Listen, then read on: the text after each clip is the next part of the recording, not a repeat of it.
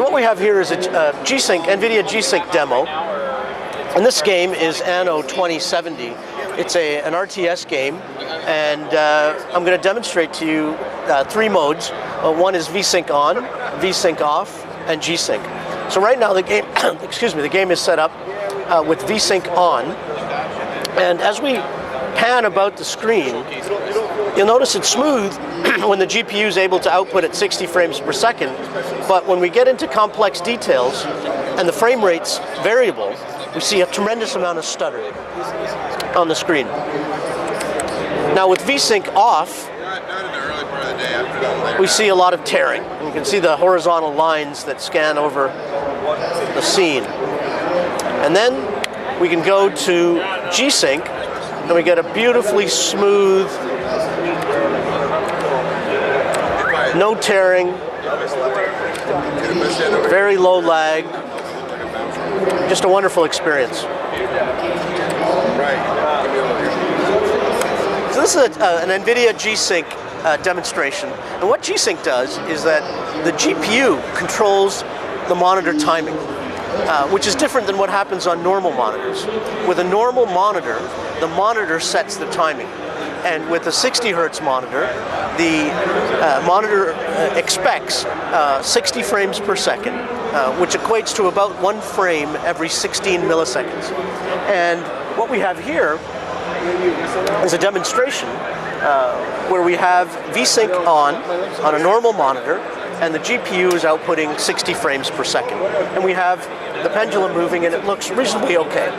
The trouble is that GPUs do not output at constant 60 frames per second. Games have variable frame rates, and the frame rates can vary from 30 frames per second to 60 frames per second, depending on the scene. So what I'm going to do here is simulate gameplay by varying the frame rate from 40 to 60 frames per second. And you can see a stutter in the pendulum's motion. Now what gamers often do is they play games with VSync off, because they don't want the stutter and they don't want the input lag that VSync provides.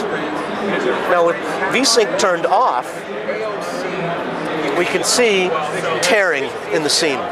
And if we showed this to someone who wasn't familiar with VSync and 3D gaming, they might think this was broken, the tearing. Now what G-Sync does is the GPU controls the monitor timing. So as soon as a frame is ready, the GPU sends it to the monitor to be displayed. And that's what we have over here. So if we recreate what we had on the non-G-Sync monitor, we can see we have tearing. And when we turn G-Sync on, a completely smooth, fluid,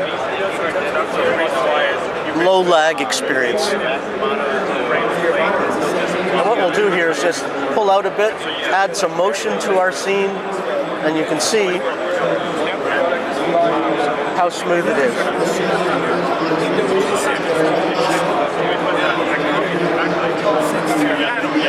You can see in the side-by-side, on the left-hand side, with VSync off on a normal monitor, huge amount of tearing in the columns, in the pendulum, whereas on the right-hand side with G-Sync, completely smooth experience. There's absolutely no tearing. It just looks beautiful.